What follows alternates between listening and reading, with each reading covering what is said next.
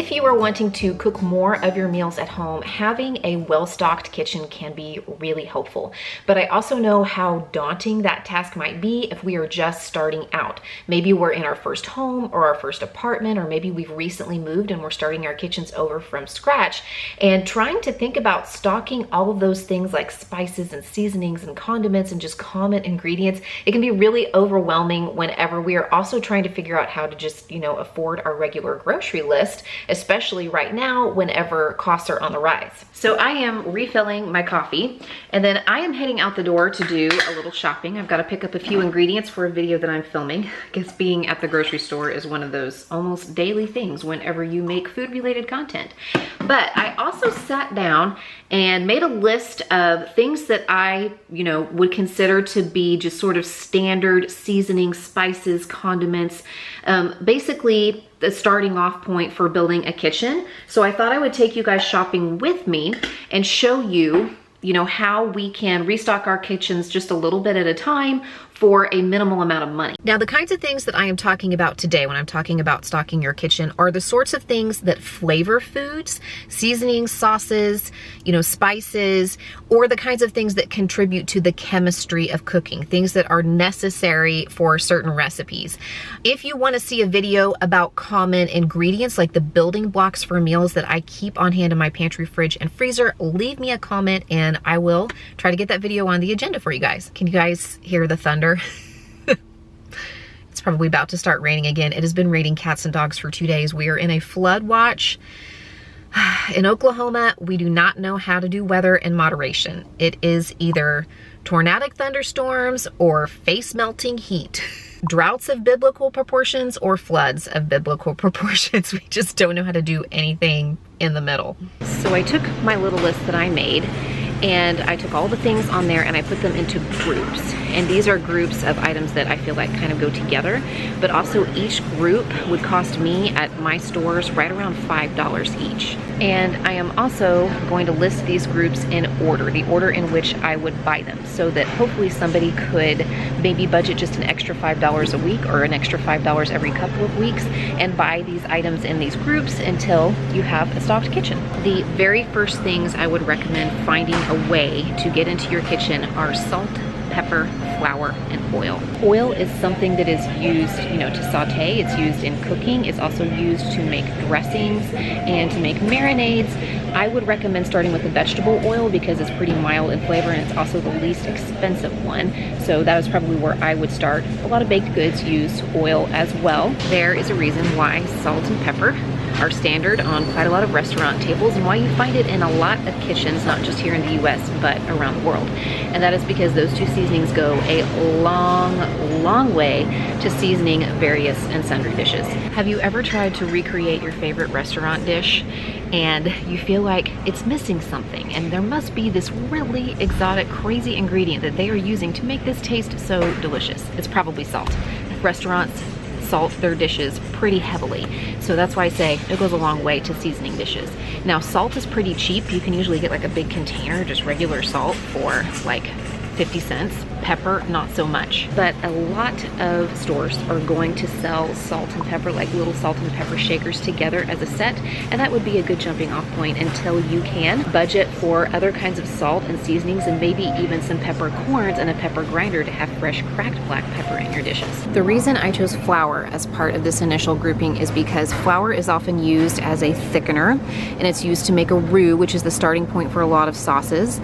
If you have flour and water and thyme, you can start a sourdough starter and you can make bread and pancakes and baked goods with it. The next group for me are some seasonings that you can usually find in a store brand in lots of stores, and I use them in all kinds of dishes, and they're usually right around $1 in my stores. They are garlic powder, onion powder, chili powder, cinnamon, and also Italian seasoning, which is a blend of various seasonings. And instead of buying all of these one at a time, buying just one jar of this here at Aldi, it's 97 cents. They have a jar of this for 98 cents in the store brand at Walmart.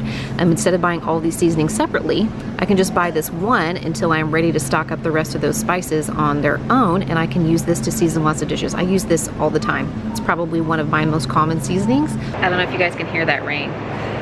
Can you hear it? It's been raining a lot. The rain came down, down, down. So from there, the third group of items that I would work on picking up are eggs, onions, and garlic. Eggs are for more than just eating when it comes to cooking. Eggs can act as an emulsifier or a binding agent, and they are also used in a lot of baked goods, and they can be used as a thickener. They are something that actually contributes to the chemical reaction, the chemistry that needs to happen in certain recipes, so that's why I'm including them on the list. And my eggs keep for a while in the refrigerator. And when it comes to onions and garlic, that is a really inexpensive way and fresh way to add a lot of flavor to dishes. And onions and garlic also keep a really long time in my refrigerator, so I can pick up a bag of onions and a few bulbs of garlic and put them in my veggie crisper in my refrigerator, and they'll keep for several weeks for me. At the time that I'm filming this, these right here are still the least expensive egg option at my Walmart, at least if I'm just buying a dozen.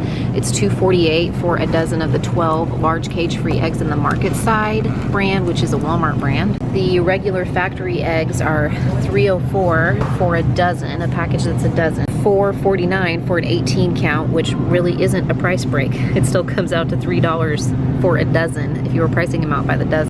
The 18 count in the large cage-free brown eggs are $3.63, so $2.42 per dozen if you were pricing them by the dozen. And you've got the Eggland's Best cage-free for $3 here. Next, I would round out my baking shelf by picking up some sugar, some baking powder, baking soda, and cornstarch. Baking soda and baking powder are both leaveners. They help things rise. Like I said, they contribute to the chemistry of a recipe and help it cook the way it's supposed to cook. It's what helps make pancakes and baked goods and muffins and cakes fluffy. Baking soda needs an acid to help create that reaction, like a buttermilk or, you know, a lemon or eggs or something like that.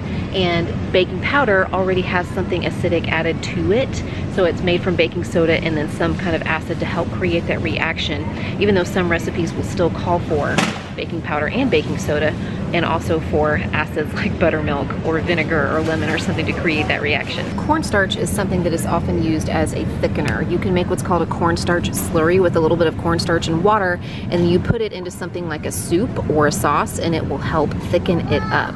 My next grouping is soy sauce, Worcestershire, and some kind of broth base or bouillon. Those three things are frequent flyers on ingredient lists for all kinds of recipes. You see them in my recipes here on my channel, and you're gonna see them in a lot of recipes that you come across. One thing that I haven't mentioned is vinegar. I think vinegar is a good thing to have on hand. I typically have some balsamic and some apple cider vinegar. Those are things that, you know, some recipes call for and a lot of dressing mixes call for. I do have white vinegar as well. Sometimes, especially in baking, a recipe will call for white vinegar. A substitute for buttermilk is actually regular milk with vinegar in it because it, you know, creates the same effect that buttermilk would have. So I wasn't sure exactly where to put vinegar, but you might look into picking some of that up as well if you're stocking your kitchen. At least white vinegar, but also one of the other kinds of vinegars. Next up, I would pick up some ketchup, some mustard, and some mayo. And this is not just about condiments for your sandwiches and your burgers and things like that. These are often ingredients in different recipes, especially dressing recipes or marinade recipes. I personally like to pick up Dijon mustard whenever it comes to mustard because mustard is an emulsifier, and I will use that to make different salad dressings, especially vinaigrettes. Lastly, I would round out my spice cabinet with some dried basil, some dried oregano, dried parsley, crushed red pepper flakes, and minced dried onion. I find that these things are a way to kind of level up some of my recipes, and I also use them in a lot of homemade spice mixes like taco seasoning, spaghetti seasoning, Italian dressing seasoning, ranch seasoning. They can come in handy for those things as well. One of the great things about these items is that a lot of them are available in store brands at the various stores that you might be shopping at. And I actually put all of these items into my online Walmart cart, and I chose the Great Value brand where it was available.